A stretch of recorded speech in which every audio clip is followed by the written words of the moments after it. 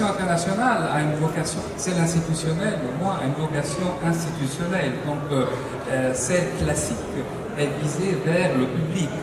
Mais c'est en train de changer parce qu'il y a des changements en Tunisie, il y a des changements en Europe. Donc, il y a une approche différente. On ne parle plus de coopération-développement. Le volume de la régie, s'il vous plaît. La régie, on augmente le volume un petit peu, merci. Merci, allez-y. Voilà, donc la coopération maintenant, dans le secteur culturel par exemple, c'est la co-création. Ce n'est plus d'aller présenter les modèles européens comme modèle d'exportation. La stratégie de la culture dans la relation extérieure de Federica Mogherini dit justement cela, qu'il faut co-créer ensemble, il faut partager, il faut faire des activités ensemble. Donc ça c'est l'approche, disons, actuelle de la coopération. Et donc nous-mêmes, dans notre projet Tpanen, nous sommes censés faire de l'intersectorialité, faire travailler les différents secteurs à différents niveaux ensemble, le public, le privé et la société civile. Donc le premier appel à projet a été réservé aux associations, à la société civile, et parmi les 20 premiers projets qui ont été retenus, 11 ont impliqué des institutions publiques au niveau local. Donc ça veut dire que là, c'est la société civile qui a impliqué le public. En partie aussi le privé. Il y a 2 projets qui impliquent le privé et le public ensemble. Il y a un projet de marionnettes à Medellín, par exemple, qui implique des associations culturelles à vocation des institutions privées. Voilà. Juste pour comprendre ce mécanisme, c'est la société civile qui implique le public, c'est-à-dire?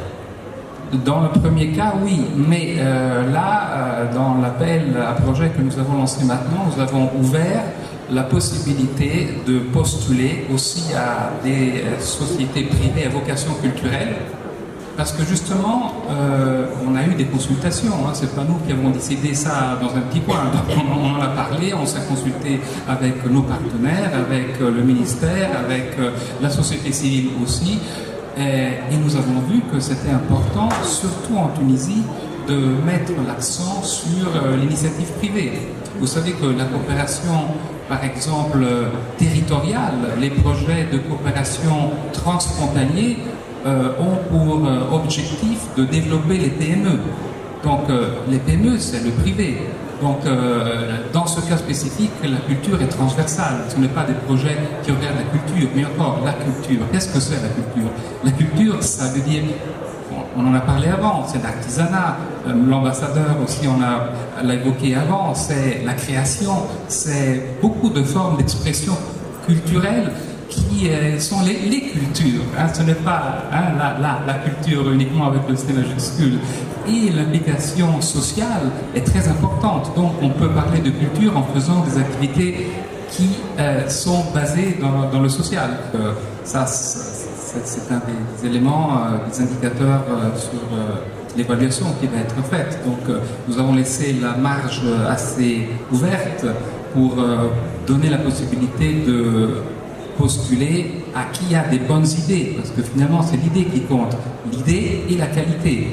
Donc il y aura quand même une certaine objectivité dans la sélection. Donc je ne pense pas qu'on risque, disons, un équilibre déséquilibré, si vous voulez.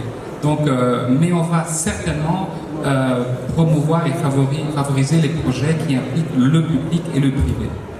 Est-ce que la coopération et la vitesse à laquelle s'exécutent les projets est plus simple aujourd'hui quand il s'agit d'acteurs privés? Juste pour comprendre un petit peu les mécanismes, la rapidité de mise en place. C'est clair que le secteur public, partout dans le monde, a une approche plus lente, hein, si on peut utiliser ce mot. En Tunisie, mais disons les autres panélistes n'ont pas hésité à parler de la non-actualité des institutions publiques. Bon, c'est un processus, donc les changements prennent du temps. Donc le représentant du ministère de la Culture a dit clairement que le ministère doit avoir et va avoir un rôle de catalyseur.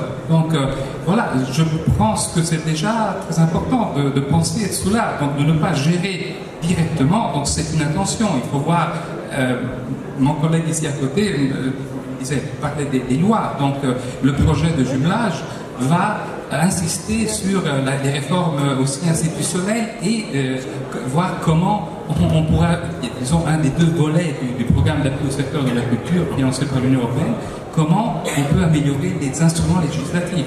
Donc c'est clair que le processus est plus lent et le privé a une souplesse et un dynamisme, une flexibilité qui est différente, ça c'est clair.